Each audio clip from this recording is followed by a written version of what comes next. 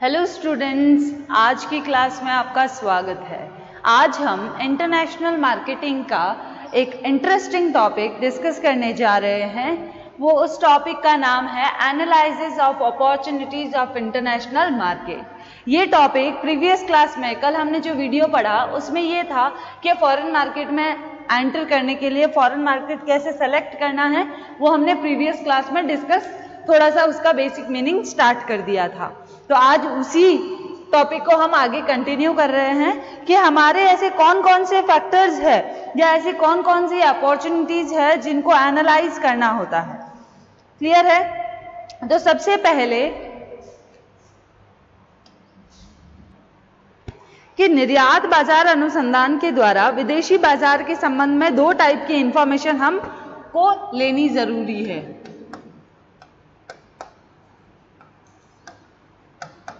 दो टाइप की इंफॉर्मेशन लेनी जरूरी है, कलेक्ट करना जरूरी है। अब वो कौन सी इंफॉर्मेशन है वो देखते हैं।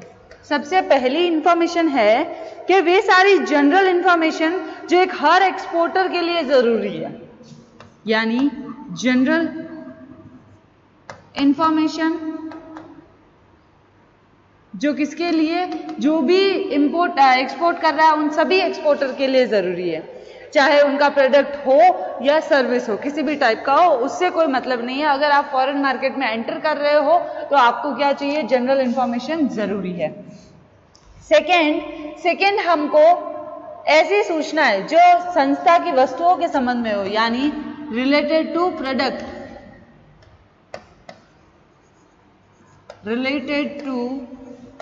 प्रोडक्ट, ठीक है। इसके लिए देखो, जनरल जो इंफॉर्मेशन है उस इंफॉर्मेशन को जब कलेक्ट करते हैं तो उसको हम टेक्निकल लैंग्वेज में क्या बोलते हैं, जनरल मार्केट एनालिसिस। क्या बोलते हैं? General market analysis. क्लियर है? ठीक है।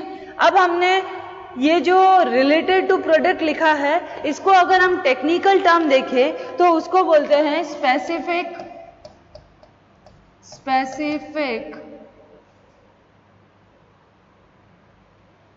एक सेकेंड, स्पेसिफिक मार्केट एनालिसिस। ठीक है, दोनों का ये हमारा क्या है, टेक्निकल टर्म। क्लियर है यहां तक? अब हम बात करते हैं कि हमको ये पता करना है कि हम उनका एनालाइज कैसे करेंगे। ठीक है, हमारे पास इंटरनेशनल मार्केट में बहुत सारी अपॉर्चुनिटीज आती है सामने, पर उन मार्केट जो भी अपॉर्चुनिटीज आती है हम उनका एनालाइज कैसे करें, उसके लिए हमें दो टाइप की इंफॉर्मेशन कलेक्ट करनी होती है। ठीक है, सबसे पहली जनरल इंफॉर्मेशन, जिसका टेक्निकल वर्ड क्या है, जनरल मार्केट एनालिसिस। सेकेंड है हमारी related to product, specific market analysis, जिसको हम टेक्निकल टर्म में कह सकते हैं। तो आइए अब हम बात करते हैं सीधा। सबसे पहला जो हमारा पॉइंट रहेगा वो रहेगा, ए पॉइंट से डाल देते हैं, जनरल मार्केट एनालिसिस। ठीक है, अब क्या होता है जनरल मार्केट एनालिसिस, यानी सामान्य बाजार विश्लेषण का उद्देश्य किसी विदेशी बाजार के संबंध में महत्वपूर्ण इंपॉर्टेंट डेटा को लेना। जनरल मार्केट एनालिसिस में हम क्या करते हैं, किसी भी फॉरेन मार्केट से रिलेटेड जो भी इंपॉर्टेंट फैक्ट्स होते हैं वो हम ले लेते हैं, जिसमें एग्जाम्पल के तौर पर हम लिख सकते हैं जैसे इंटरेस्ट जरूरी है कि किसी प्रोडक्ट या सर्विस किसी स्पेसिफिक के लिए डिसाइड किया गया, नहीं। पॉपुलेशन, ये जो नॉर्मल और जो कॉमन जो डेटाज होते हैं ना, इनको कलेक्ट करना और फिर उनका एनालाइज किया जाता है, तो वो होता है हमारा जनरल मार्केट एनालिसिस। क्लियर है? अब हम देखते हैं कि जनरल मार्केट एनालिसिस में कौन कौन सी इंफॉर्मेशन ली जाती है। चलिए सबसे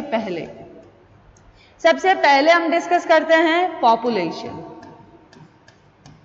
पॉपुलेशन, जिसको हम क्या बोल सकते हैं हिंदी में बोलते हैं उसको जनसंख्या। क्लियर है? संभावित विदेशी बाजार की जनसंख्या कितनी है, अब इसमें हमको क्या देखना है उस पर बात करें। चलो, हमारे फॉरेन मार्केट में, हमारे जो भी फॉरेन मार्केट में है उसमें उसकी पॉपुलेशन कितनी है मार्केट की, ठीक है, सबसे पहला क्वेश्चन। सेकेंड कि उसमें कितनी अर्बन है और कितनी रूरल है, सेकेंड क्वेश्चन। फिर है कि अगर शहर है तो उसका आकार, उसकी स्थिति, वहां पर रहने वाली रेजिडेंशियल पॉपुलेशन कितनी है। इस तरह के कुछ क्वेश्चंस आपसे, जब भी आप ये एनालाइज करोगे पॉपुलेशन एनालिसिस, तो ये क्वेश्चन आपके मेनली दिमाग में सेट होते हैं। फिर देखेंगे कि जो शहर में रहते हैं, जो गांव में रहते हैं, उनका कस्टम, उनका कल्चर, उन सारी चीजों के बारे में पता करना और उन पर पड़ने वाले इफेक्ट का भी हमको क्या करना है, पता करना है कि उनके रिलीजन का, उनकी कास्ट का उन लोगों पर कितना इफेक्ट पड़ता है, उस हिसाब से हम अपना प्रोडक्ट बना सकते हैं। तो ये सारी चीजें ध्यान में रखते हुए एक एक्सपोर्टर देश की जो भी कंट्री, जिस मार्केट में वो जाना चाहता है, जिस मार्केट में अपना बिजनेस एक्सपांड करना चाहता है, एक्सपोर्ट करना चाहता है, वहां पर वो ये एनालिसिस कर सकता है। तो जनरल मार्केट एनालिसिस में सबसे पहला पॉइंट जो था हमारा वो है पॉपुलेशन। क्लियर है यहाँ पर, ठीक है। अब हम सेकेंड पर बात करते हैं। सेकेंड हमारा क्या टॉपिक रहेगा, सेकेंड रहेगा एजुकेशन, ठीक है। एजुकेशन क्या कहती है, शिक्षा नीति क्या कहे, शिक्षा क्या कहती है, शिक्षा का विस्तार किस सीमा तक है। एक बात बताओ, जिस मार्केट में हम अपना बिजनेस एक्सपोर्ट करना चाहते हैं, वहां पर एजुकेशन कहाँ तक है, वहां पर एजुकेशन का सिस्टम क्या है, वहां पर एजुकेशन की इंपॉर्टेंस क्या है, ये सारी चीजें इंपॉर्टेंट है ना। इसी तरह जन सामान्य में शैक्षणिक स्तर क्या है, उनका सबसे पहला पॉइंट। फिर एजुकेशन लेवल कौन सा है, कैसा है उनका, एजुकेशन लेवल कैसा है उनका। फिर हमारा आता है कि उसमें एजुकेशन के कारण चेंजेस कितने आते हैं, चेंजेस इन बायर्स, ठीक है।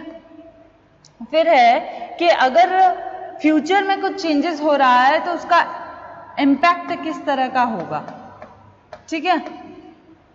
ये भी देखना जरूरी है कि अगर शिक्षा वहाँ है या फिर शिक्षा का स्तर वहाँ पर कैसा है, अगर फ्यूचर में कुछ चेंजेस होते हैं तो किस तरह से वो लोग एक्सेप्ट करते हैं। ये सारी चीज़ें एजुकेशन ही आपको बताती है कि आपको कितना बाय करना है, किस तरह का प्रोडक्ट खरीदना है, हेल्दी है या नहीं, हाइजीनिक है या नहीं, आपके लिए वो उपयोगी है या नहीं। इस तरह की सारी चीज़ें कौन बताता है आपको, शिक्षा। क्लियर है। इसलिए शिक्षा का स्तर, शिक्षा का लेवल जानना बहुत जरूरी है। थर्ड है हमारा, थर्ड पॉइंट है हमारा standard of living. Standard of living ये क्या कहता है, ये कहता है कि विदेशी ग्राहकों का जीवन स्तर किस प्रकार का है, कैसा है उनका living standard, standard of living. Question mark, पता नहीं है उस मार्केट एनालिसिस्ट को। फिर है कि मकान किस प्रकार के हैं, हाउसेस किस टाइप के हैं, हाउसेस टाइप, वहां पर उन लोगों का घर जो है वो नंबर्स कितने हैं, नंबर्स। फिर है कि वहां पर रेडियो, टीवी, इससे भी आपका लिविंग स्टैंडर्ड शो होता है। रेडियो, टीवी, आपका फ्रिज, ठीक है, एसी, ये सारी चीजें, या फिर सिनेमा,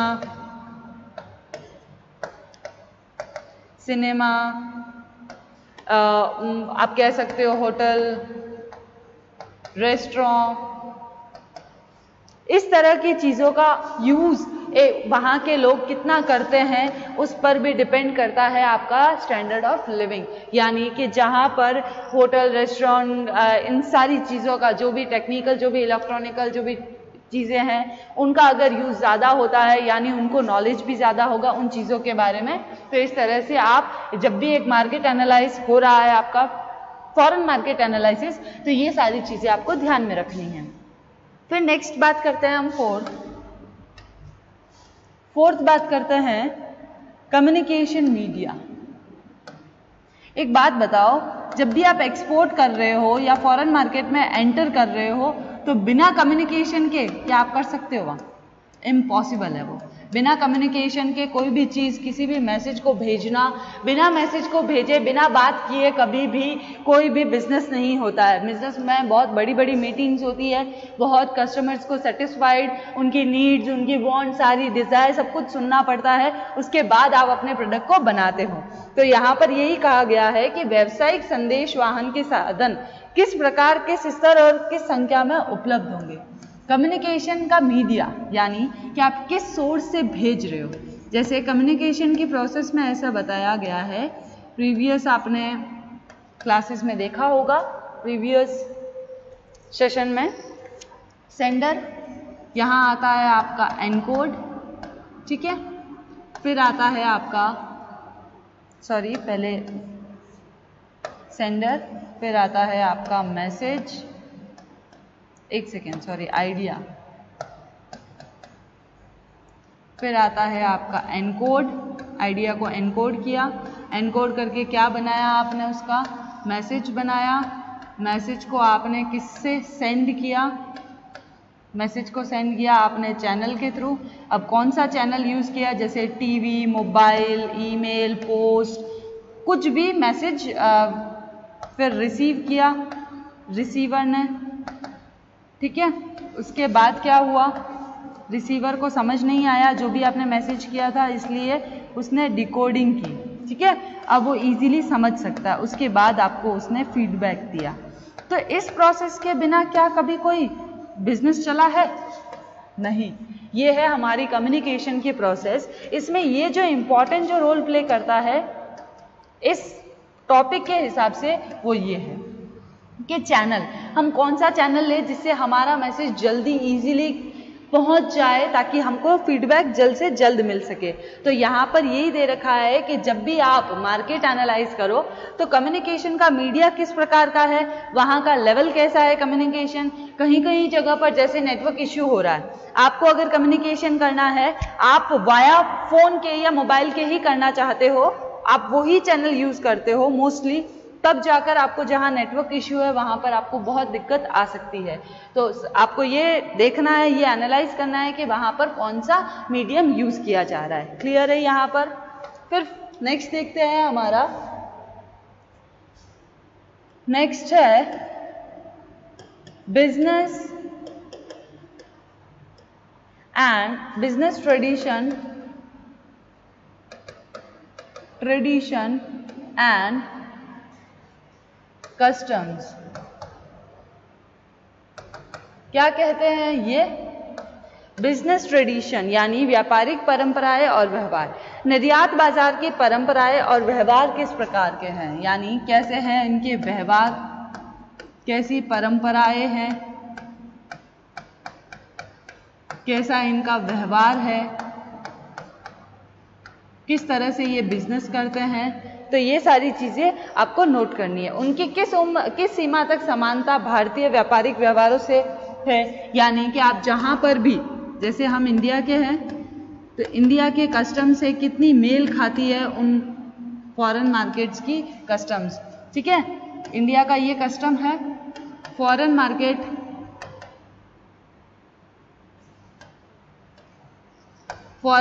के कस्टम्स और ट्रेडिशन कितने मिलते जुलते हैं वो भी आपको देखना है। जैसे इंडिया और यूएस, इंडिया में धीरे धीरे वेस्टर्न, जैसे क्लोथिंग की बात करें तो धीरे धीरे वेस्टर्न क्लोथिंग का प्रचलन बढ़ रहा है। लोग ज़्यादा वेस्टर्न क्लोथिंग को पहनने, मतलब पहले के कंपेयर में अब थोड़ा सा ज़्यादा पहनने लग गए हैं, उनको समझने लगे हैं, उनका टेस्ट समझने लगे हैं, जिस वजह से जो भी फॉरेन कंपनीज है उनको ईजी हो गया है। तो इस तरह से कोई भी अगर फॉरेन कंपनी किसी मार्केट में एंटर कर रही है तो उसको ये ध्यान रखना है कि वहाँ का ट्रेडिशन और कस्टम क्या है। अगर कोई फॉरेन की कंपनी अगर यहाँ आकर अगर कांजीवरम साड़ी या बनारसी सिल्क की साड़ी यहाँ पर सेल करे तो उसने पहले ये रिसर्च किया होगा कि वहाँ पर ट्रेंड क्या है। बिना मुंह उठाए, बिना ऐसे ही तो वो बनारसी साड़ी या सिल्क साड़ी यहाँ सेल नहीं करेगी, क्योंकि उनको थोड़ी पता है कि यहाँ पर ऐसा कुछ ट्रेंड है या ट्रेडिशन है। तो वो सबसे पहले क्या करेगी, ट्रेडिशन और कस्टम के बारे में जानकारी रखेगी, जिससे उनको प्रोडक्ट बनाने और बेचने में आसानी हो। देन उसके बाद फिर आता है पोर्ट फैसिलिटी। पोर्ट फैसिलिटीज, बंदरगाह की सुविधाएं। एक्सपोर्ट करना तो मैं चाहती हूं, पर मैं जिस कंट्री में एक्सपोर्ट करना चाहती हूं वहां की पोर्ट फैसिलिटी मेरे अकॉर्डिंग सूटेबल, मुझे सूटेबल नहीं है, मुझे वो सूट नहीं करती है। यानी कि जिस देश को वस्तुएं का संभावित निर्यात किए जाने की निर्यातक सोचता है, मैंने सोचा कि मैं किसी कंट्री को, जैसे मैंने सोचा यहां पर कि मैं टर्की को सेल करना चाहती हूं अपना प्रोडक्ट, ठीक है। तो मुझे सबसे पहले क्या देखना होगा कि टर्की में पोर्ट फैसिलिटी है या नहीं, क्लियर है, ठीक है। उसके बाद उस देश में बंदरगाह किस प्रकार के उपलब्ध है, अगर है भी तो किस टाइप के हैं, उनमें कितनी भार क्षमता वाले जहाज रुक सकते हैं, पोर्ट फैसिलिटी में उनमें कितनी वेटेज वाले शिप होल्ड कर सकते हैं, एक शिप उनमें कितना लोडिंग लेकर चल सकता है। तो ये सारी चीजें देखनी है। फिर है कि फ्री ट्रेड जोन के बारे, फ्री ट्रेड जोन में आता है या नहीं आता है वो पोर्ट फैसिलिटी या वो कंट्री, ठीक है। तो उसके बारे में भी हमको पता करना है। इस तरह से हम इनके बारे में सूचनाएं पता करके हम अपना पोर्ट फैसिलिटी का पॉइंट कंप्लीट कर सकते हैं। जैसे इसमें repair maintenance, repair and maintenance के जहाज का रिपेयर एंड मेंटेनेंस किस तरह से होता है, कितनी बार होता है, कितने टाइम में वो रिपेयर मेंटेनेंस चाहते हैं। तो इस तरह की फैसिलिटीज़ को देखते हुए, क्योंकि बिना पोर्ट फैसिलिटीज़ के तो आप एक्सपोर्ट नहीं कर सकते, क्योंकि जब तक आपका सामान, आपका प्रोडक्ट किसी कंट्री में नहीं जाएगा तब तक आप फिजिकली या फिर मेंटली उस कंट्री में होते हुए भी नहीं हो सकते हो, ठीक है। फिर नेक्स्ट चलते हैं, नेक्स्ट पॉइंट है हमारा कंपटीशन, जो सर्वव्यापी है, जो हर जगह व्यापी है। कंपटीशन, प्रतियोगिता, ये पॉइंट जो है ना, ये पूरे मार्केटिंग में आपका जो पूरा ये जो टॉपिक है या पूरी जो समरी है उसमें यही है कि कंपटीशन आपके हर जगह अवेलेबल रहेगा, ठीक है।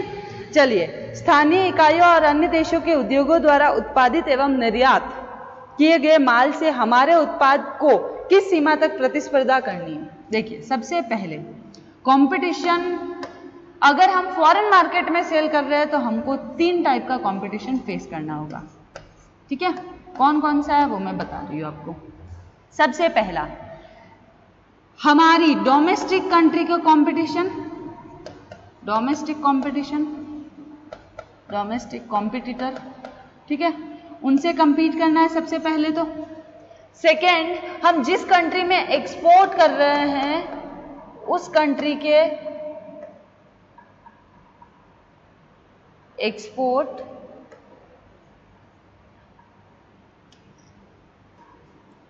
जिस कंट्री में हम एक्सपोर्ट कर रहे हैं वहां के डोमेस्टिक, यानी कि हमारे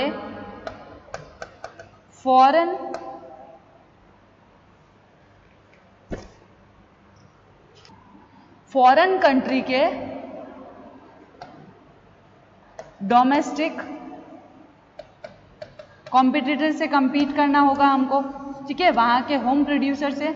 और उसके बाद हमको किससे compete करना है, थर्ड कंट्री से या अदर कंट्री से, जो फॉरेन कंट्री में, जिस मार्केट में हम अपनी गुड्स एंड सर्विसेज सेल कर रहे हैं वहां पर वो क्या कर रही है, वो भी एक्सपोर्ट कर रही है, फॉरेन एक्सपोर्ट, ठीक है। यहां पर जैसे इंडिया एग्जाम्पल में हम बना लेते हैं इंडिया, ठीक है। तो इंडिया के लिए डोमेस्टिक कॉम्पिटिटर से फिर इंडिया के लिए फॉरेन कंट्री के डोमेस्टिक कॉम्पिटिटर और फिर है अदर। क्लियर है यहाँ पर। फिर नेक्स्ट की बात करते हैं हम पॉलिटिकल सेटअप। नेक्स्ट है हमारा पॉलिटिकल सेटअप। इसका मतलब ये है कि किस प्रकार की राजनीतिक विचारधारा का प्रभुत्व उस देश पर है, उसमें पॉलिटिकल जो भी कंडीशन है वो किस टाइप की है, पॉलिटिकल इश्यूज किस तरह से इफेक्ट करते हैं या अफेक्ट करते हैं, तो वो सारी चीज़ें देखनी है हमको। फिर है कि उस तरह की ऐसी कौन सी जैसे संधि वगैरह करते हैं, व्यापारिक संधि होती है तो वो किस तरह की है, तो ये सारी चीज़ें मद्देनज़र रखनी है। उसके बाद नेक्स्ट पॉइंट है आपका ट्रांसपोर्टेशन फैसिलिटी। ट्रांसपोर्टेशन फैसिलिटी, ठीक है। ट्रांसपोर्टेशन फैसिलिटी में मतलब बंदरगाहों पर माल उतारने के पश्चात उस देश के उपभोग केंद्रों तक पहुंचाने में यातायात किस तरह से मदद करेगा। यानी पोर्ट फैसिलिटी से तो माल मिल गया है, ठीक है, पोर्ट फैसिलिटी से माल आ गया है, अब माल जहां से आया है सिर्फ उसी एरिया में तो आपको प्रोडक्ट सेल करना नहीं है या एक्सपोर्ट करना नहीं है, जहां पर भी आपको एक्सपोर्ट करना है सब किसकी वजह से जाएंगे, ट्रांसपोर्टेशन में डाल देंगे आप, और वो ट्रांसपोर्टेशन की फैसिलिटी कैसी है उस पर भी आपका प्रोडक्ट का एक्सपोर्ट डिपेंड करता है। क्लियर है यहाँ पर। फिर नेक्स्ट है हमारा, नेक्स्ट दे रखा है जियोग्राफिकल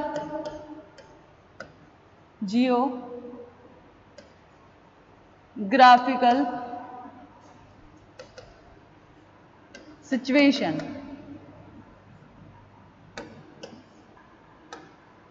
जियोग्राफिकल सिचुएशन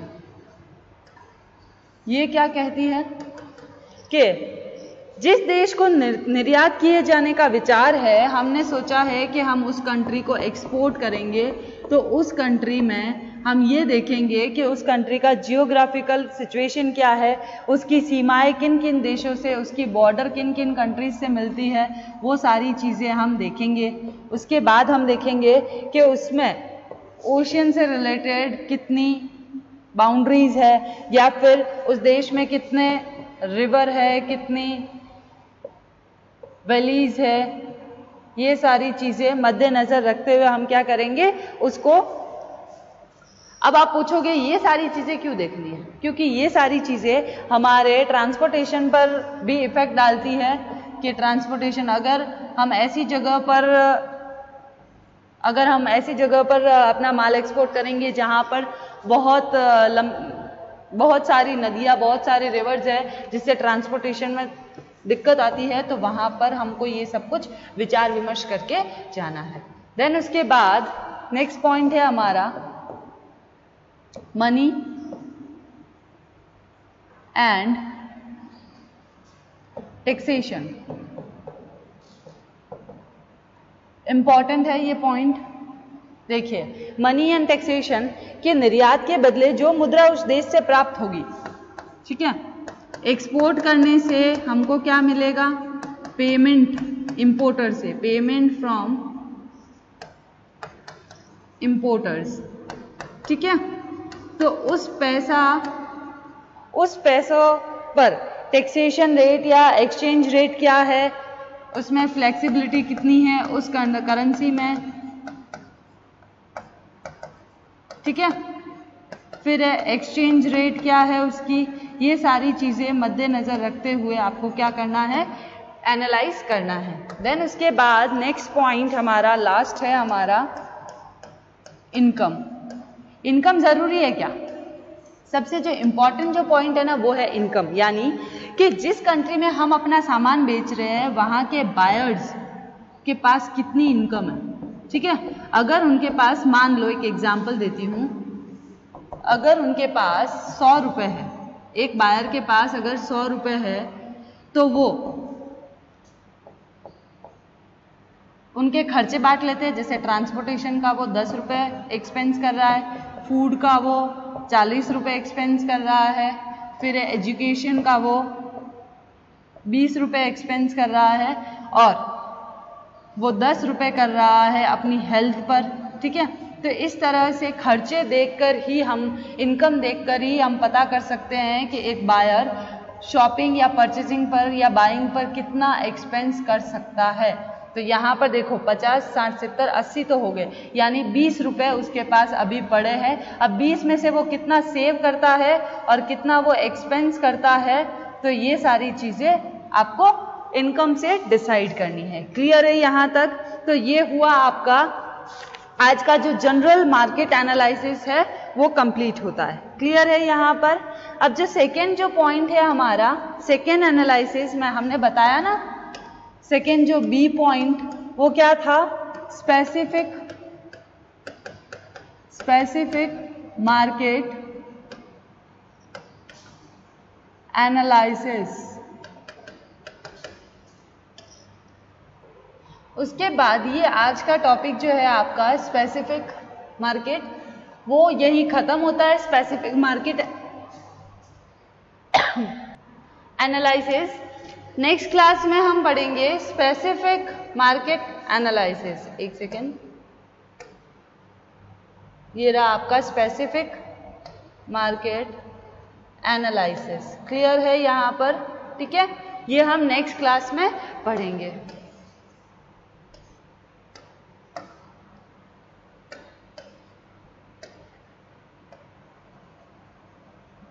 एनालिसिस ये हम नेक्स्ट क्लास में डिस्कस करेंगे। तो आज हमारा जो टॉपिक रहा है वो ये रहा है general information, general market analysis. उसमें हमने देखा है सबसे पहले पॉपुलेशन, उसके बाद एजुकेशन, फिर स्टैंडर्ड ऑफ लिविंग, फिर कम्युनिकेशन मीडिया, फिर business trade and custom, tradition and customs, फिर port facility, competition, political setup, geographical situation, money and taxation and last है हमारा इनकम। तो इस तरह से ये आपका जो जनरल मार्केट एनालिसिस है वो यहीं ख़त्म होता है। नेक्स्ट जो सेकंड जो हम नेक्स्ट क्लास में टॉपिक लेने वाले हैं वो है हमारा स्पेसिफिक मार्केट एनालिसिस, और उसी के कंटिन्यू में हम लेंगे global market segmentation and positioning. Clear है? इसी के आगे हम कंटिन्यू करेंगे नेक्स्ट सेशंस में। आज की क्लास यही ख़त्म होती है। Thank you.